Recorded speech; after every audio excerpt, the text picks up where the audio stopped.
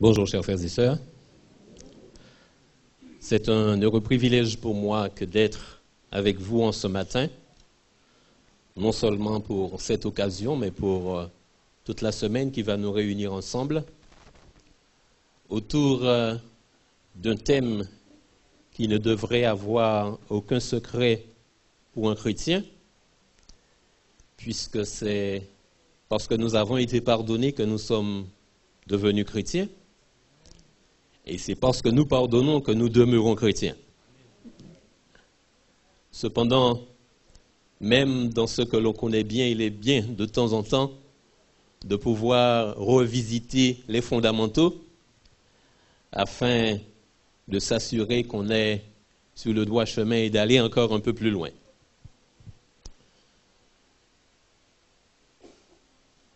Je suis, comme tout un chacun d'entre vous, un élève du pardon et de la réconciliation que j'expérimente chaque jour au sein de mon foyer. Et il en est de même pour vous. Et ainsi, chacun d'entre nous, nous avons diverses occasions de pouvoir nous situer en ce qui concerne ces thèmes si importants. Cependant, en dépit du fait, comme je disais, que cela nous est familier, il n'en demeure pas moins que souvent, si ce n'est le plus souvent, il nous apparaît impossible d'arriver à atteindre véritablement le pardon ou la réconciliation. C'est la raison pour laquelle j'ai intitulé ce séminaire donc sur ces deux thèmes, il est comment? Ah. Il est comment? Ah, certains ont dit possible, certains ont dit impossible. Il est possible d'atteindre l'inaccessible. Puisque le 1 a été barré, n'est-ce pas? Donc il nous est possible d'atteindre l'inaccessible. Voyez-vous, d'un point de vue humain, il est quasiment impossible de pardonner. Contrairement à ce que pensent certains, le temps ne guérit pas les blessures du cœur, pas plus qu'il ne répare les meubles brisés. Même le texte biblique nous le démontre. David, dont nous admirons le magnifique esprit de repentance de le psaume 51, nous présente un tout autre visage au psaume 109, que je vous invite à lire avec moi, les versets 1 à 20. David, confronté tout comme nous à la méchanceté de son prochain, voilà comment il s'adresse à l'Éternel concernant celui-ci. Psaume 109, 1 à 20. Dieu de ma louange, ne te tais point, car ils ouvrent contre moi une bouche méchante et trompeuse. Ils me parlent avec une langue mensongère. Ils m'environnent de discours haineux, et ils me font la guerre sans cesse, sans cause. Tandis que je les aime, ils sont mes adversaires. Mais moi, je recours à la prière. Ils me rendent le mal pour le bien, et de la haine pour mon amour. Et voilà ce que demande David pour ce prochain-là, verset 6. Place-le sous l'autorité d'un méchant, et qu'un accusateur se tienne à sa droite. Quand on le jugera, qu'il soit déclaré coupable, et que sa prière passe pour un péché. Que ses jours soient peu nombreux, qu'un autre prenne sa charge, que ses enfants deviennent orphelins et sa femme veuve. Que ses enfants soient vagabonds et qu'ils mendient. Qu'ils cherchent du pain loin de leur demeure en ruine. Que le créancier s'empare de tout ce qui est à lui et que les étrangers pillent le fruit de son travail. Que nul ne conserve pour lui de l'affection et que personne n'ait pitié de ses orphelins. Que ses descendants soient exterminés et que leur nom s'éteigne dans la génération suivante. Que l'iniquité de ses pères reste en souvenir devant l'Éternel et que le péché de sa mère ne soit point effacé. Qu'ils soient toujours présents devant l'Éternel et qu'ils retranchent de la terre leur mémoire parce qu'il ne s'est pas souvenu d'exercer la miséricorde. Parce qu'il a persécuté le malheureux et l'indigent jusqu'à faire mourir l'homme au cœur brisé. Il aimait la malédiction, qu'elle tombe sur lui. Il ne se plaisait pas à la bénédiction, qu'elle s'éloigne de lui. Qu'il revête la malédiction comme son vêtement. Qu'elle pénètre comme de l'eau dans son intérieur, comme de l'huile dans ses os. Qu'elle lui serve de vêtement pour se couvrir, de ceinture dont il soit toujours saint.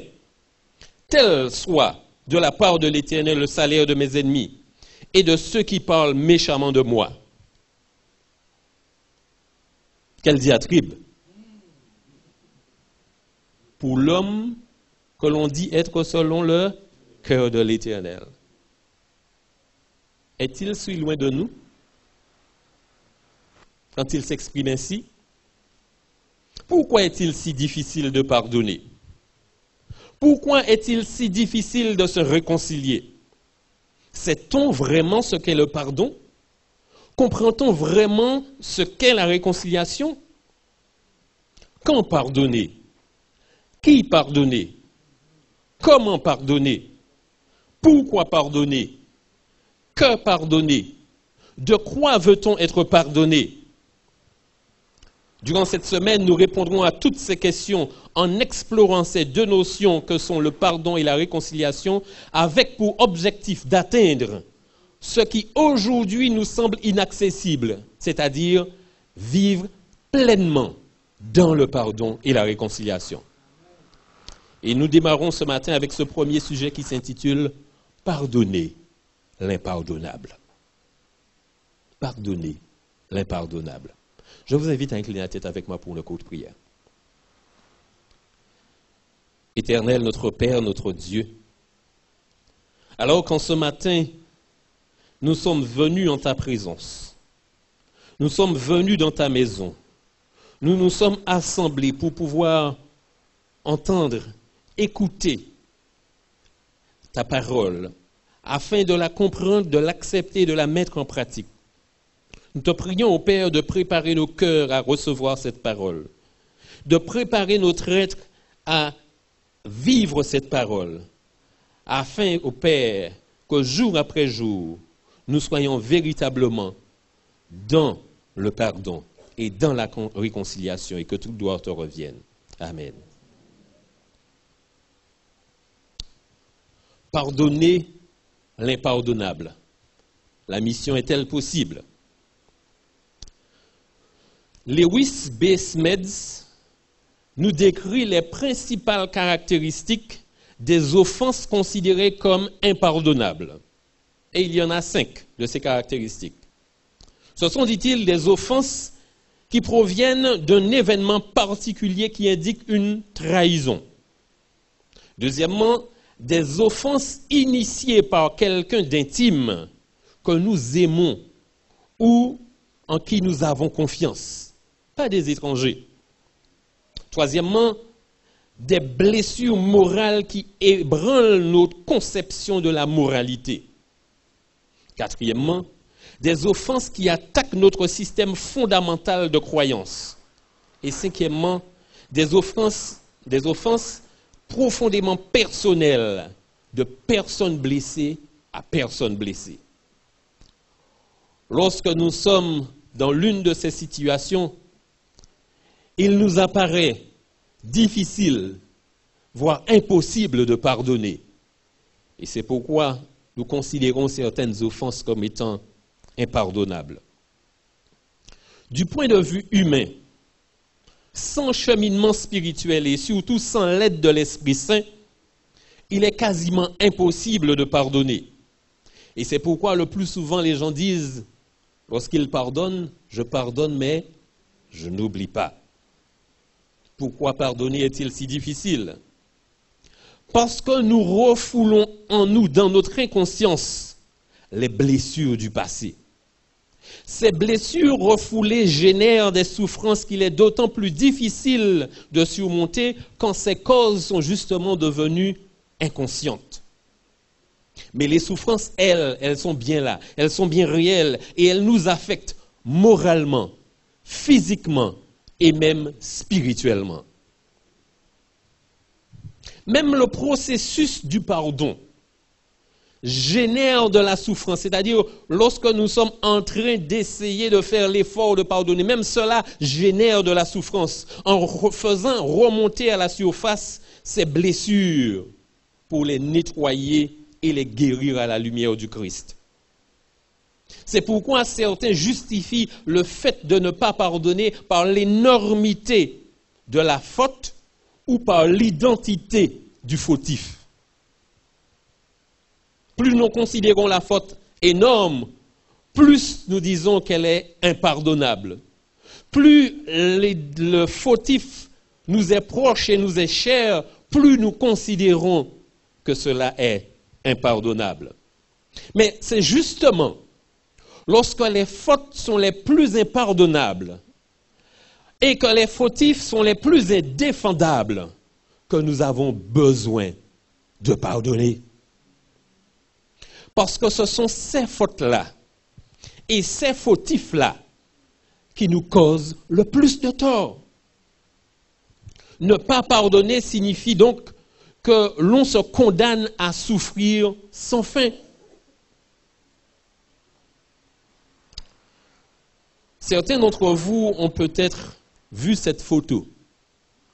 C'est une photo qui, dit-on, est à l'origine du retrait des forces américaines du Vietnam. Elle a été prise en 1972 par un photographe de presse. Et cette photo qu'il a faite a fait la une des journaux partout dans le monde. C'est la photo d'une petite fille sortant d'un village vietnamien en flammes où elle court toute nue sur la route. Parce que l'explosion de la bombe au napalm avait brûlé tous ses vêtements et lui avait brûlé le corps. Mais sur la photo qui est si célèbre, on ne voit pas vraiment sa blessure. Il y existe d'autres photos, dont une prise de dos où l'on voit des lambeaux de peau qui pendent sur son coude, sur son tronc, sur ses jambes. Kim Phuc, cette petite fille, est née en 1963 dans un village du Vietnam. Et lors donc de cette attaque, où elle a été brûlée vive par les bombes américaines, le photographe qui l'a prise en photo a été justement celui qui l'a secourue. Et il a emmené cette petite fille à l'hôpital de Saigon. Ces brûlures étaient si sévères qu'elle n'aurait pas dû survivre si elle n'avait pas été prise en charge immédiatement. Après 14 mois d'hospitalisation et 17 interventions chirurgicales, Kim a pu être sauvée.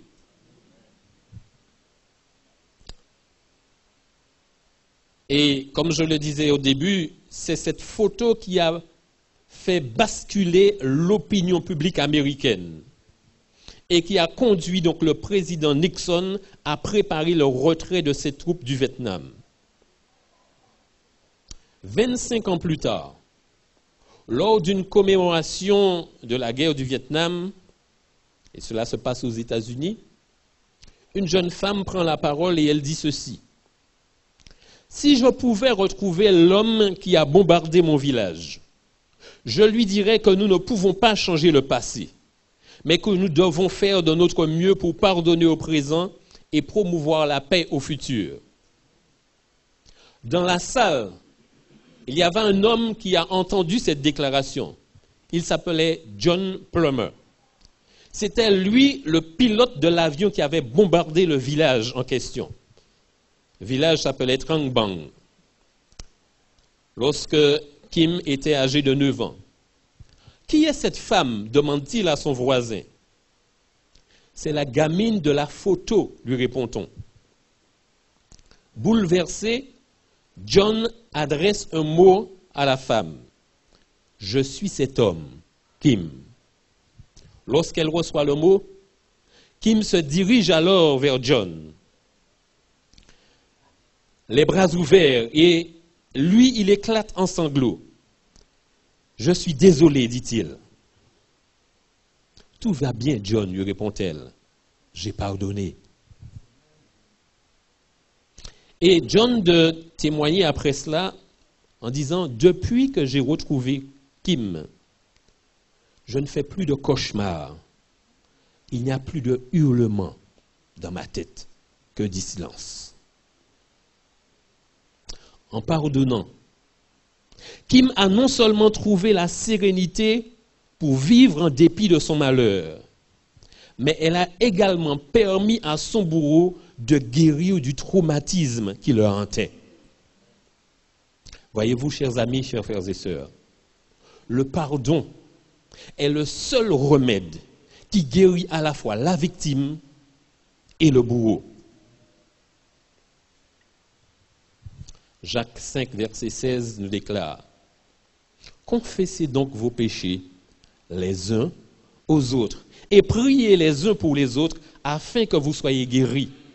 La prière fervente du juste a une grande efficacité. » Ce qui nous intéresse dans ce verset, c'est que l'apôtre dit qu'en nous pardonnant les uns les autres, nous sommes comment?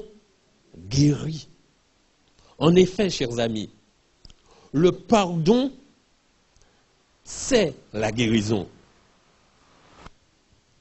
Mais voyez-vous, parce que justement, comme nous le disions un peu plus tôt, nous sommes tellement touchés et affectés lorsque des fautes ou des offenses impardonnables ont été commises, que nous sommes souvent peu enclins à pardonner.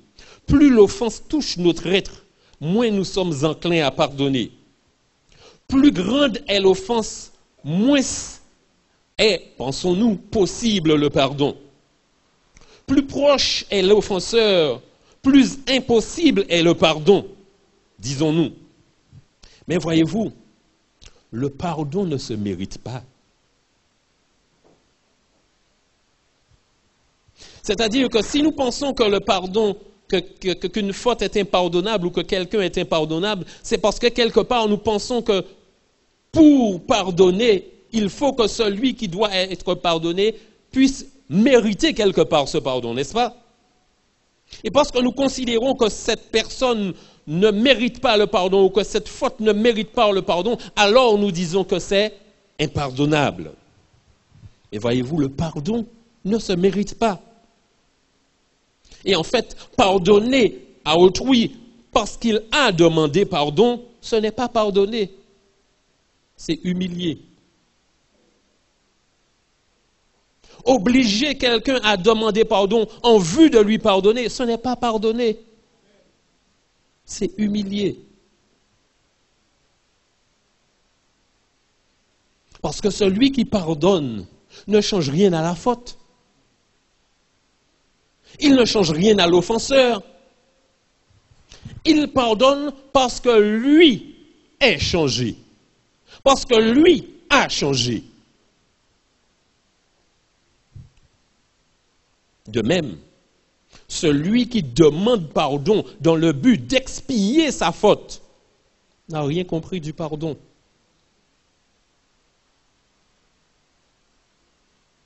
Et je répète, celui qui demande pardon dans le but d'expier sa faute n'a rien compris du pardon. Parce que pardonner ne change encore une fois rien à la faute. Mais demander pardon ne change rien à la faute. Mais demander pardon change le coupable. Donc lorsque l'on demande pardon, si ce n'est pas parce que l'on a changé ou on est dans le processus de changement, on n'a rien compris du pardon. Parce que le pardon ne dépend pas de ce que l'autre a fait. Il ne dépend pas de ce que l'autre fait. Il ne dépend pas de ce que l'autre fera. Ni de ce que l'autre est, a été ou sera. Le pardon dépend uniquement de ce que moi je suis.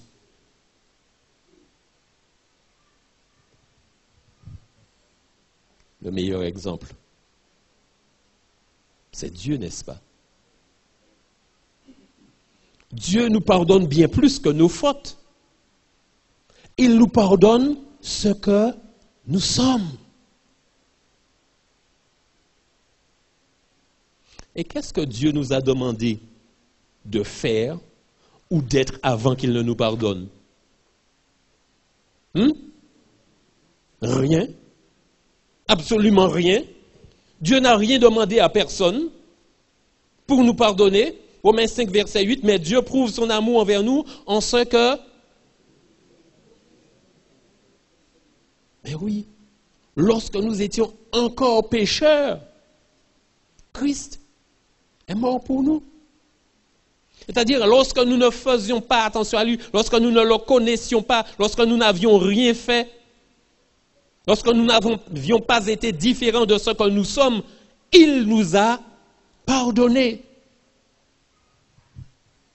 Et c'est parce que Dieu nous pardonne ce que nous sommes qu'il nous pardonne ce que nous faisons. Nous sommes des pécheurs. Nous sommes des rebelles. Et Dieu nous pardonne ce que nous sommes. Nous commettons péché sur péché et Dieu nous pardonne nos péchés.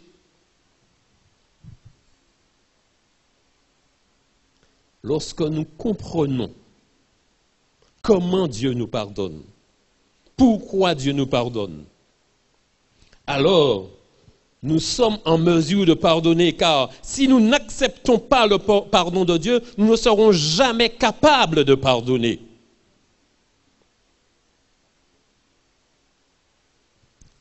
Voyez, lorsque nous considérons ces choses simplement d'un point de vue humain,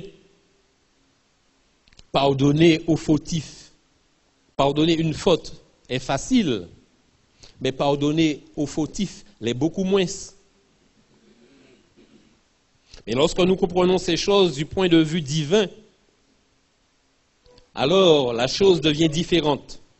Et nous comprenons alors que le pardon est à l'âme et à l'esprit ce que la guérison est au corps.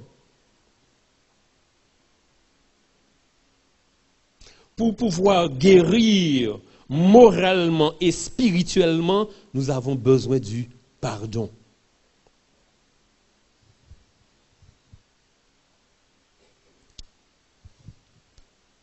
Qu'en est-il de la réconciliation?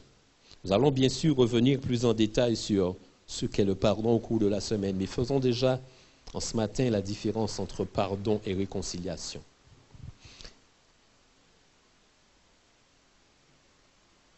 Prenons un exemple. Nous connaissons tous, même si c'est de manière implicite, les règles de base du code de la route, n'est-ce pas? Et l'une des règles principales, c'est que l'on doit rouler sur la voie de droite. Voilà, tout le monde connaît ça. Bien. Pas forcément. Alors, ça c'est une règle, d'accord? Mais, voyez-vous, on ne peut pas toujours rouler sur la voie de droite, pas vrai?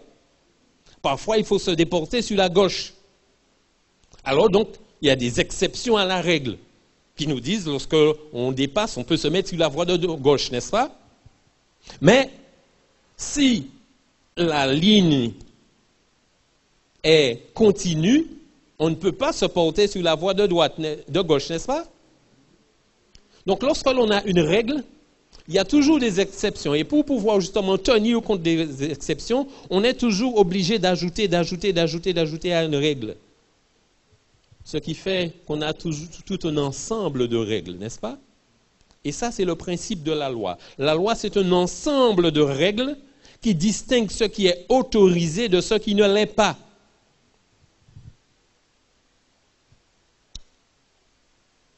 Bien. Mais, lorsque nous sommes sur la route, il y a une autre chose aussi qui régit notre manière d'évoluer sur la route.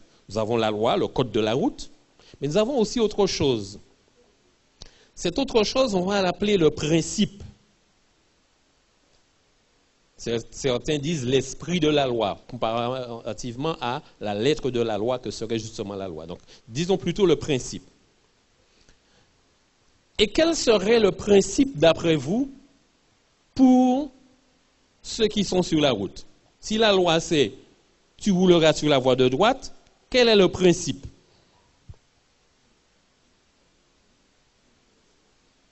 Il y a des murmures, mais il n'y a rien de précis.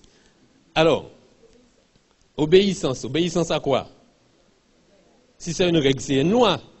Donc, ce n'est pas un principe. Le principe nous dit ceci: tu partageras la route avec les autres utilisateurs.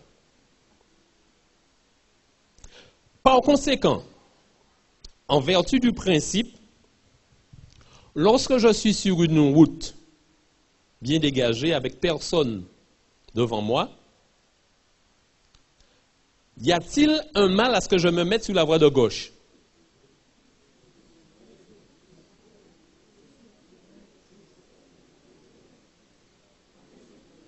Oui ou non? En vertu du principe, non. En vertu de la loi, oui. Parce que quand je suis sur la voie de gauche alors qu'il n'y a personne et que c'est bien dégagé devant moi, je partage avec personne puisqu'il n'y a personne. N'est-ce pas? Bien. Le principe, c'est une règle qui distingue ce qui est bien de ce qui ne l'est pas. Qu'est-ce que la loi? Un ensemble de règles qui distingue quoi? Ce qui est autorisé de ce qui ne l'est pas. Qu'est-ce que le principe? Une règle à laquelle on n'a pas besoin d'ajouter d'autres, hein? Une seule, qui distingue quoi? Ce qui est bien de ce qui ne l'est pas. Et lorsque, pour quelle que soit la loi que l'on a enfreint, justement, on se retrouve par exemple au tribunal, la loi est interprétée selon le principe. N'est-ce pas? Bien. Donc, observer la loi, c'est faire ce qui est juste. Mais observer le principe, c'est faire ce qui est bien. L'ensemble des lois constitue la justice. Ah oui, c'est au nom de la justice qu'on fait des sanctions, n'est-ce pas? Et l'ensemble des principes constitue quoi alors?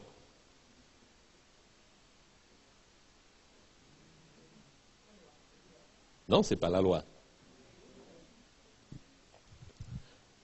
L'ensemble des règles ou l'ensemble de la loi ou des lois constitue la justice, ce qui est autorisé de ce qui ne l'est pas. L'ensemble des principes constitue quoi? Non, ce n'est pas la loi, puisqu'on a dit que la loi est différente du principe.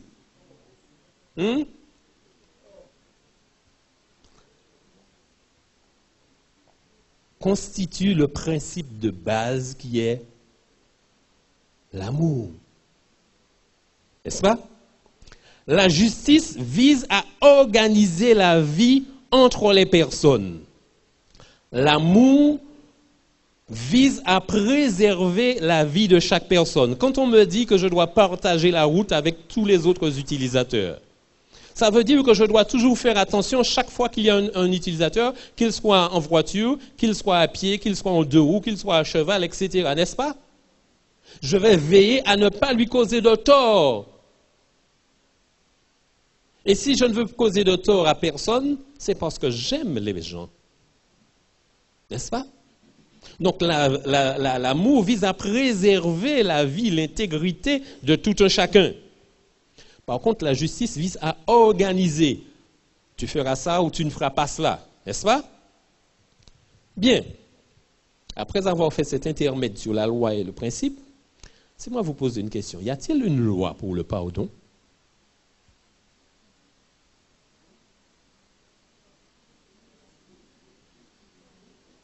Y a-t-il une loi pour le pardon?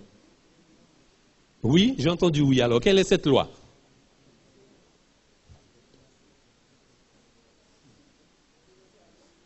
Quelle est la loi sur le pardon? Ah non, l'amour, c'est le principe. Il n'y a pas de loi sur le pardon. Et pourquoi n'y a-t-il pas de loi sur le pardon?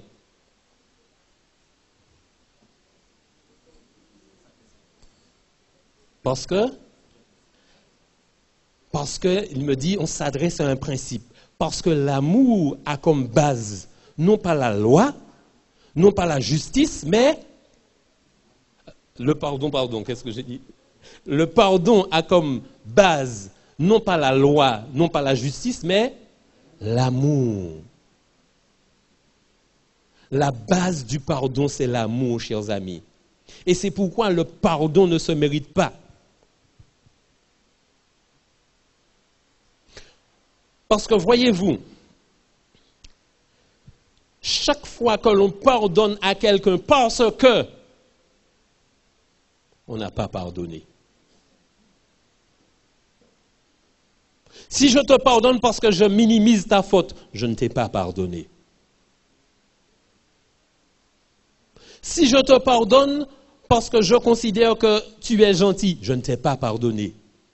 Ce qui motive le pardon ne vient ni de la faute ni de l'offenseur, mais vient de moi et de l'amour que j'ai envers mon prochain.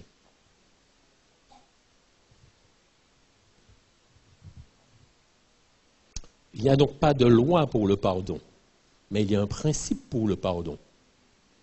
Et quel est ce principe? L'amour, et comment Jésus nous le décrit? Tu aimeras ton prochain comme toi-même. Parce que voyez-vous justement, pourquoi comme toi-même?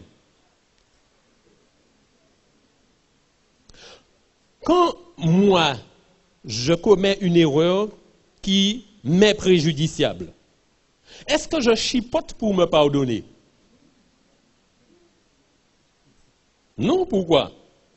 Parce que c'est moi et que je m'aime. Alors pourquoi est-ce que je chipote quand c'est l'autre?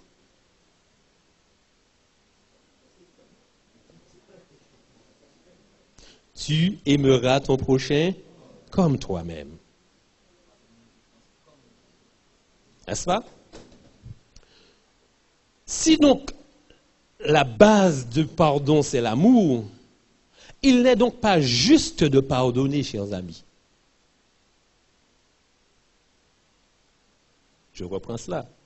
Si la base du pardon, c'est l'amour, il n'est pas juste de pardonner. C'est-à-dire, pardonner ne répond pas à la justice. Sinon, la justice, lorsqu'on émet des jugements, demanderait ou condamnerait quelqu'un à demander pardon. On n'a jamais vu cela, n'est-ce pas? On ne condamne pas les gens à demander pardon.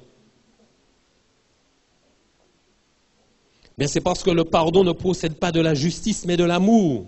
Cependant, la justice condamne le coupable à réparer sa faute. Et la réparation de la faute conduit à la réconciliation. La réconciliation, donc, procède de la justice. Et c'est ça la différence entre le pardon et la réconciliation. La réconciliation demande compensation, réparation et garantie.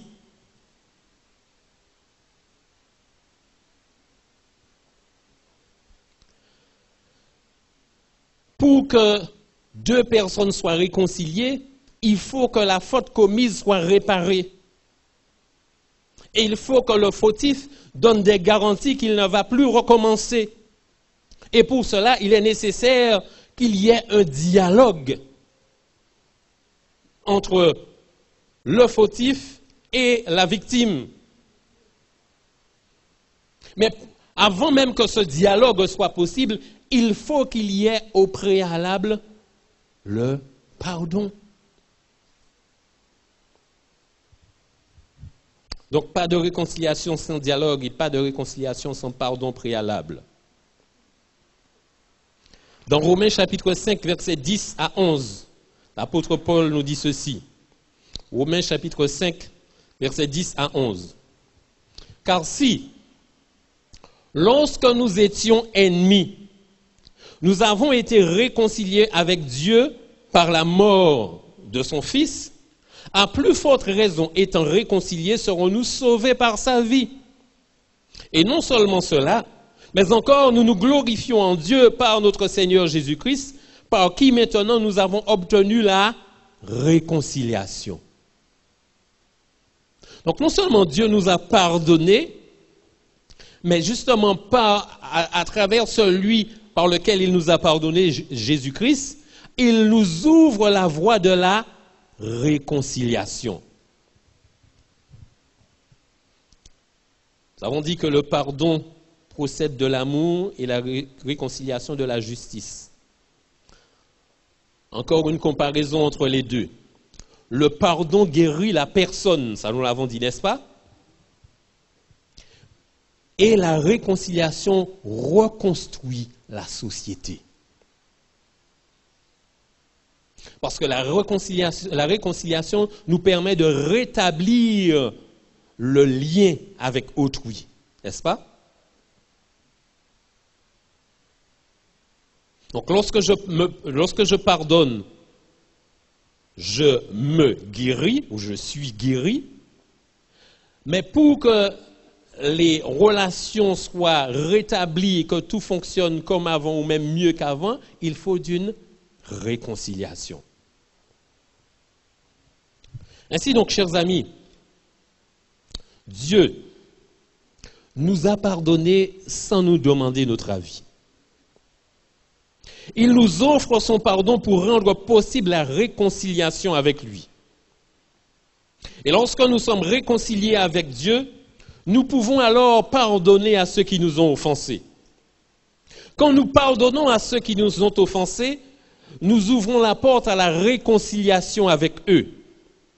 Et quand nous sommes réconciliés avec eux, avec ceux qui nous ont offensés, nous n'avons plus d'ennemis. Alors nous pouvons vivre en paix, et eux aussi. Voyez-vous pourquoi il est nécessaire de vivre dans le pardon et la réconciliation? Pourquoi il est plus agréable de vivre dans le pardon et dans la réconciliation? Chers amis, pour que nous soyons en mesure d'atteindre ce qui nous paraît aujourd'hui inaccessible, il nous faut dès aujourd'hui, dès maintenant, accepter le pardon de Dieu, être réconcilié avec lui. Et alors, nous serons changés, nous serons transformés et nous serons en mesure de pardonner à autrui et d'entrer dans la réconciliation avec lui. Et après être entrés en réconciliation, nous serons en mesure de vivre ensemble, paisiblement et sereinement. Quels sont ceux qui en ce matin voudraient dire au Seigneur, Seigneur, je comprends et j'accepte ton pardon. Je comprends et j'accepte ton offre de réconciliation. Prends-moi, conduis-moi et fais de moi un être, un homme, une femme, selon ton cœur. Quels sont ceux qui aimeraient dire ça au Seigneur ce matin? J'aimerais vous inviter à vous tenir debout et nous allons prier ensemble pour que Dieu, qui entend nos prières et qui enregistre nos décisions, nous conduise comme vous l'avez souhaité et décidé en ce matin. Père éternel, nous voudrions ce matin te remercier, te rendre honneur, louange et gloire, parce que nous avons compris en ce matin, ô Père, que ce qui nous semble aujourd'hui inaccessible, ce qui nous semble aujourd'hui impossible, tu le rends possible pour nous. Tu l'as rendu possible pour nous, puisque tu nous as déjà pardonné. Et tu nous invites à la réconciliation avec toi. Tu vois en ce matin, ô Père, tes enfants, ces hommes, ces femmes, ces jeunes filles, ces jeunes garçons, ces enfants, qui te disent, ô Père, combien ils voudraient être transformés, guéris par ton pardon. Réponds à leurs prières, ô Père.